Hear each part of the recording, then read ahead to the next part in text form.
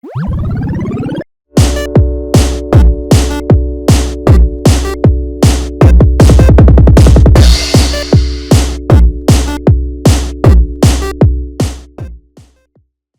everyone. Welcome to another episode of The Jug Show. Okay, so you remember back when I did the first episode of One World Under Doom, and I said that North was getting serious and very dark? I didn't know how dark.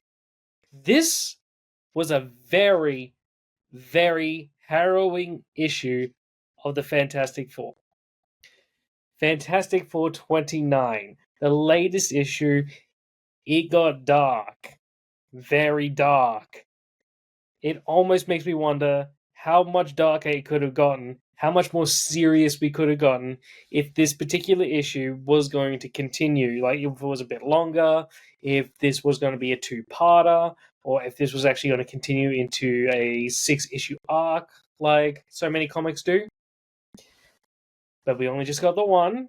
That has always been this run's biggest weakness. It's not a big weakness compared to how so many other comics have tried doing this particular kind of writing style. It's being done very well, but you can only imagine what North could have done with so many of these books if they went on, if the overarching story could have gone on for a bit longer. But this issue, this is harrowing stuff because of how real it is. So, starting off, we see that we know the world has been taken over by Doom. The hero, like I said, the heroes have accepted their loss. Doom's in charge. He won. And it's been a week now, and the Fantastic Four are just going about their days. They don't know how to stop him. They don't know how to fix this. So they're just trying to live their lives. The reason why I'm saying this book is so harrowing is because this is what actually happens. We've seen this happen. We've lived this happen. We've lived through this. Horrible people getting in charge, or horrible things happening in the world, and the people it affects the least, or just people try and go about their day, but it's always in the back of their mind. They know what's happening, and they're terrified, and they don't know what to do. So that's what we have here.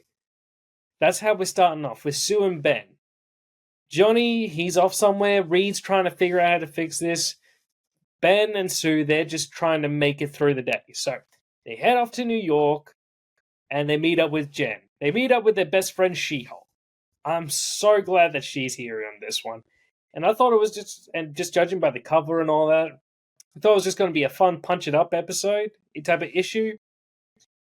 But like I said, this stuff gets serious. Part of the reason why Ryan decided to bring in She-Hulk isn't just because she's a close friend of the Fantastic Four, was because he wanted to discuss the legality of the situation. And Jen brings up an interesting point that pretty much law is broken all the time in a way. Law is only as strong as its ability to be enforced. And the fact is, there are actually a lot of laws that are outdated, but still technically in play. But because they're so pointless, no one gets arrested for them. And the fact is, what Doom is doing is completely illegal, but because of whatever he's actually done with the world leaders, whatever deals he's made, out of all of this, they're not going to do anything about it because they don't want to. They're not going to enforce these types of laws to Doom because they don't care. They like what he's doing. And we've seen this. All these things that we've seen people getting away with so much of these kind of laws because they're not enforced because maybe these criminals know people or nobody cares enough to actually do something about it. And even if it was, then there's the issue of zero tolerance enforcement. And we've also seen the results of that type of thinking when it comes to law enforcement. It's when there's no leeway, there's no explaining, there's just you did wrong, so therefore you're bad. That causes just as much issue.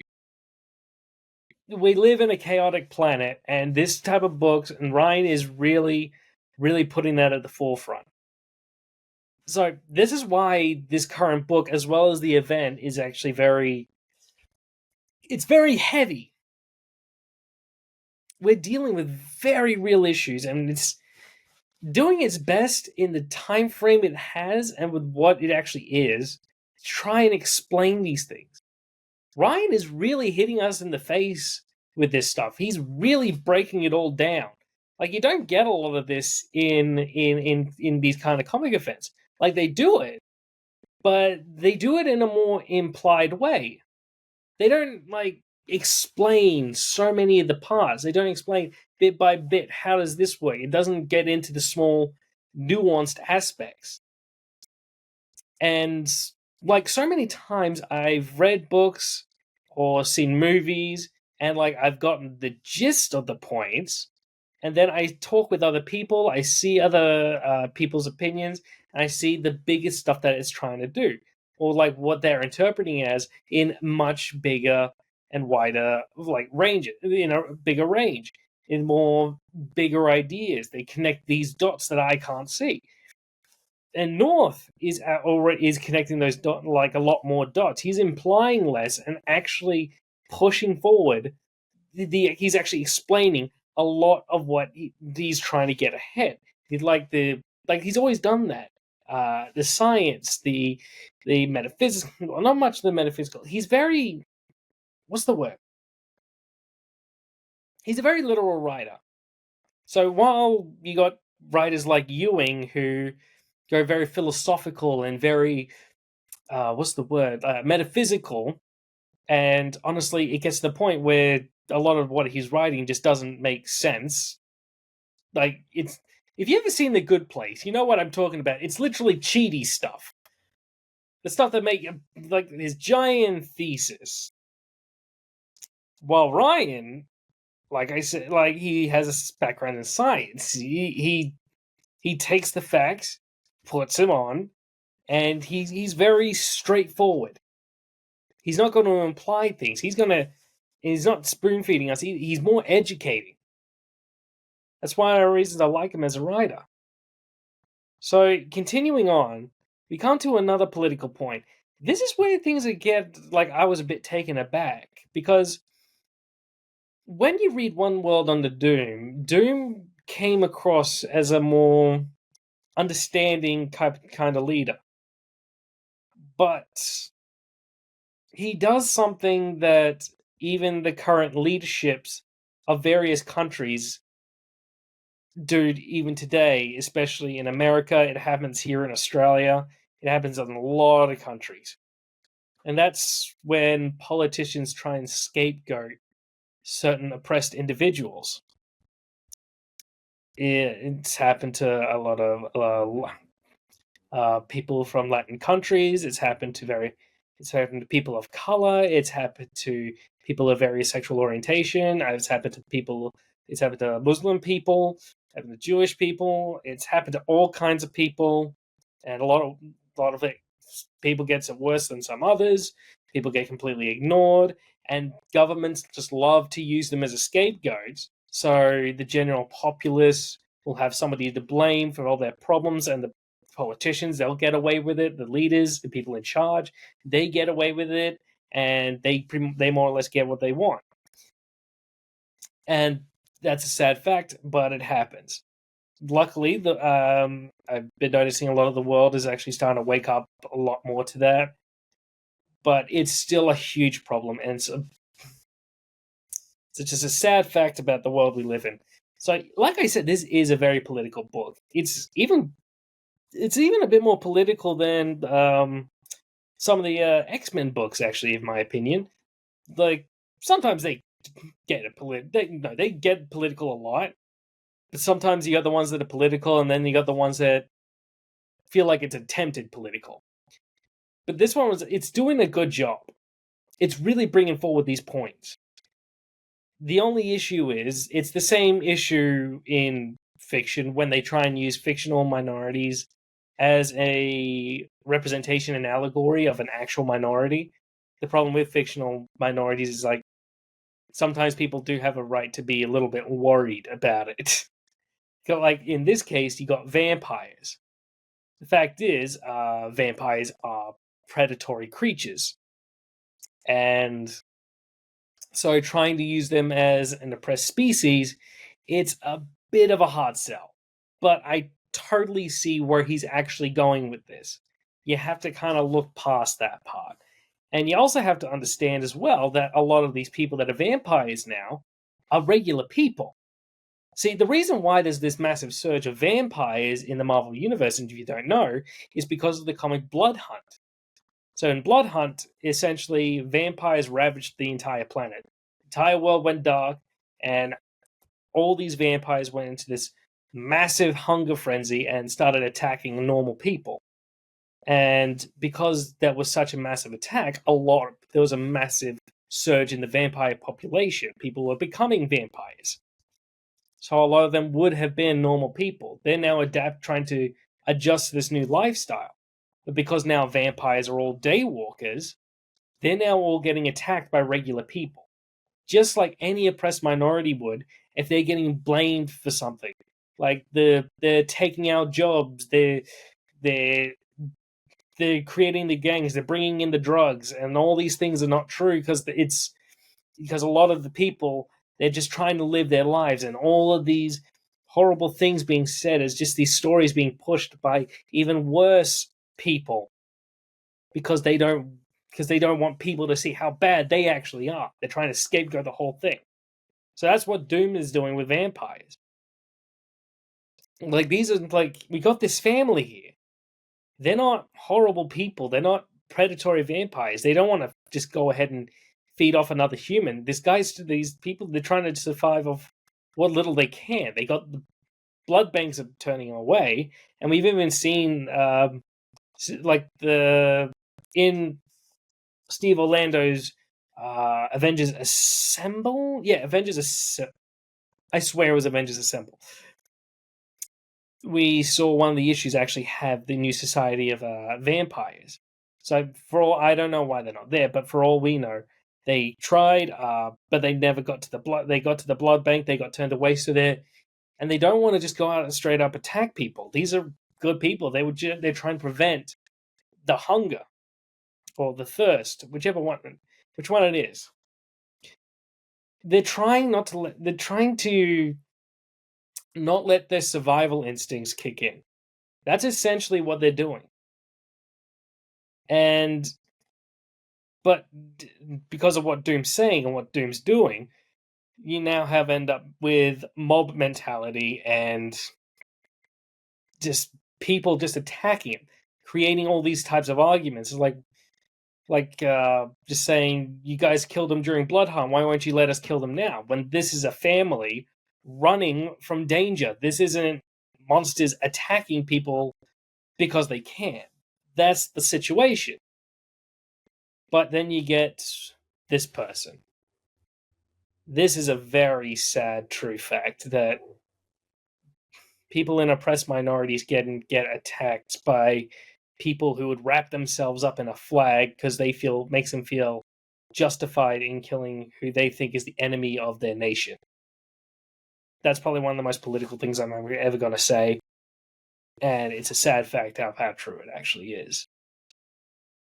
This is probably the darkest moment in Ryan North's Fantastic Four. This stunned me, I won't lie. I had to stop for a moment and breathe when I saw this scene. We literally just watched two children get orphaned. This is most harrowing. This is one of the most harrowing pages I've ever seen.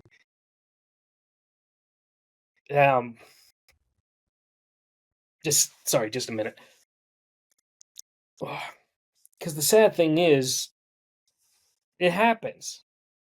It's not even just kids getting orphaned. It's kids, like parents being taken away from their kids because they're being arrested, especially by organizations like ICE. They take away people that they deem isn't part of their country, and people just suffer for it all because of these opinions. So Doom is getting a bit dark, and with these opinions, he's doing some very bad things. He's creating tension between various species, and we get all these different versions of what have been slurs in a way, especially for the Fantastic Four. Like like back, especially during the '60s and even up until today, during civil rights movements, when like some of these things that they call in the Fantastic Four because they're helping the vampire kids has been things that like white people have been called when they were helping out black people, especially during the civil rights movements in the '60s.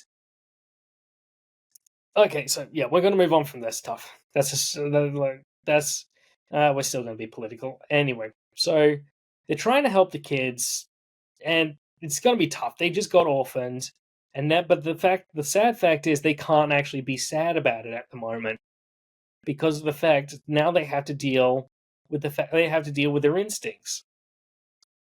So here we get back into the sci-fi aspect of Fantastic Four, and I was actually really happy about this. Like as somebody that's neurodivergent, I was actually really happy to see this. He doesn't develop a cure for vampirism, and they try the whole you find the way you are type of argument. Like it's an okay argument in a way, but at the same time, you have to acknowledge that sometimes in these situations people actually need some help with who they are. So it's just not an argument you really should throw at people. Like, I'm asking you guys to be very considerate when somebody's saying if they have a problem with themselves. Because, like, if they come to you, bring up this aspect of them that is a part of who they are, and they say, I wish I could get rid of this, don't just rush in with the you're fine just the way you are, because they might actually be having genuine problems. They might be that's causing them a great deal of distress. And that's what we're getting in here. And like there have been lots of ideas about like curing this, fixing that, about all these situations that people can live with and can in a way even benefit in a way. And sometimes they just need treatments. I'm even on medication myself, in fact, to help me focus. Help me focus and keep my nerves in check. It's just I've got my ways helping, and it helps me be a person I like to be.